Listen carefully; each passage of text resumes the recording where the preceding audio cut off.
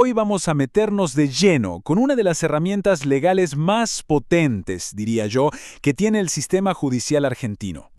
A ver, esta es la pregunta del millón en cualquier república, ¿no? ¿Qué pasa si una ley choca de frente con la Constitución? Bueno, Argentina tiene para esto una respuesta muy clara y sobre todo muy poderosa. Para entenderlo bien, vamos a ir por partes. Primero, el principio de todo, la ley suprema.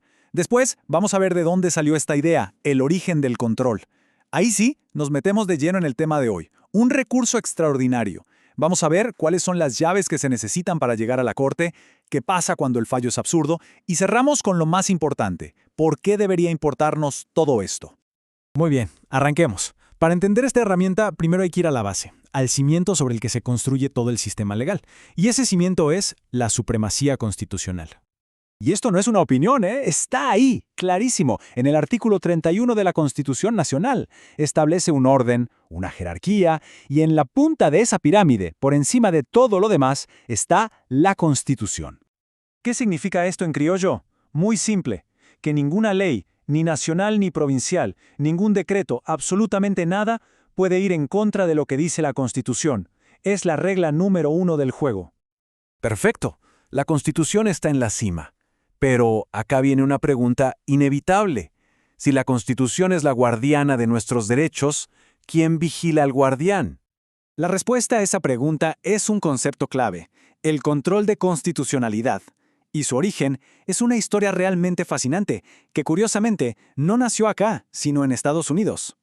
Imaginen la escena, Estados Unidos, año 1801. Un presidente que se va, John Adams, nombra a último momento a un tal William Marbury como juez. Pero llega el nuevo gobierno y el flamante secretario de Estado, James Madison, se niega a entregarle el título. Un lío político bárbaro que termina en la Corte Suprema en 1803. Y acá es donde el presidente de la Corte, John Marshall, hace una jugada maestra. En su fallo, establece algo que cambió la historia del derecho. Una ley que va en contra de la Constitución es nula, no tiene valor. Y, lo más importante, es el Poder Judicial quien tiene el deber de decirlo. Una genialidad. Esta idea tan potente, la del control judicial de constitucionalidad, no se quedó en Estados Unidos. Argentina la adoptó. Así, nuestros tribunales y nuestros jueces asumieron ese rol fundamental de ser los defensores finales de la Constitución. Y esto nos trae de vuelta a casa, y a la herramienta específica que usan nuestros tribunales para esta tarea tan vital. Ahora sí, hablemos del recurso extraordinario federal. Ojo, es clave entender esto. No es una apelación más. Un recurso común y corriente busca corregir errores de un juicio. Este, en cambio, es, como dice su nombre, extraordinario. Su único propósito, su misión, es defender la supremacía de la Constitución. Por eso, es excepcional y se limita a las famosas cuestiones federales. A mí me gusta pensarlo como una llave especial. Una llave que no abre cualquier puerta, sino una sola, la de la Corte Suprema de Justicia de la Nación. Y solo gira cuando el problema de fondo es asegurar que la Constitución siga siendo la ley suprema. Y su función no es solo arreglar un caso puntual, la mirada es mucho más amplia, es institucional.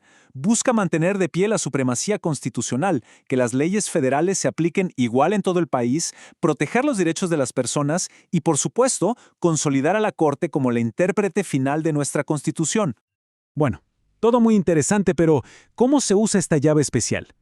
¿Cualquiera puede llegar a la Corte con este recurso? La respuesta es no. Hay que cumplir una serie de condiciones muy estrictas. Aunque la ley tiene sus detalles, podemos resumirlo en 4 requisitos clave.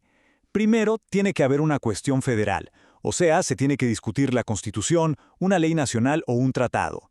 Segundo, la sentencia que se apela tiene que ser definitiva, que no quede otra instancia. Tercero, tiene que venir del tribunal más alto de esa jurisdicción. Y cuarto, el fallo de ese tribunal tiene que haber sido en contra del derecho que se estaba reclamando. Ahora, una situación interesante.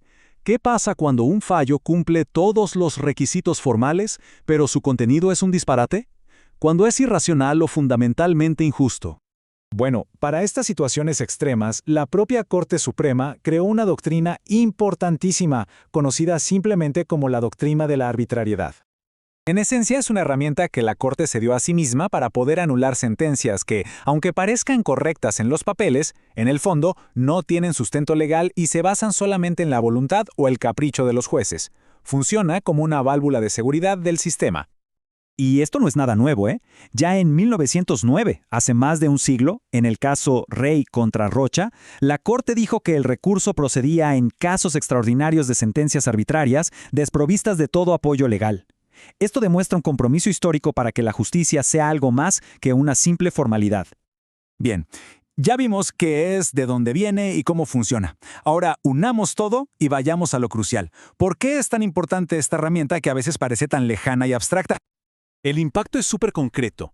Esto es lo que protege a la gente si se sanciona una ley que viola derechos fundamentales. Es lo que asegura que una ley nacional se aplique igual en Salta que en Chubut. Mantiene a todos los poderes del Estado, a todos, bajo el paraguas de la Constitución. Es, en definitiva, el escudo que hace que las promesas de la Constitución se vuelvan una realidad. El punto central entonces es este. Se trata del mecanismo que asegura que la ley esté al servicio de la justicia, y no que la justicia sea simplemente una esclava de la ley. Es lo que mantiene el equilibrio y la integridad de todo nuestro sistema. Y claro, todo esto nos deja con una reflexión final, una pregunta que queda flotando. Si la Corte Suprema es la intérprete última y final de la Constitución, ¿qué o quién asegura que la propia Corte se mantenga fiel a ella? Es una pregunta que nos recuerda la tremenda responsabilidad que tienen sobre sus hombros.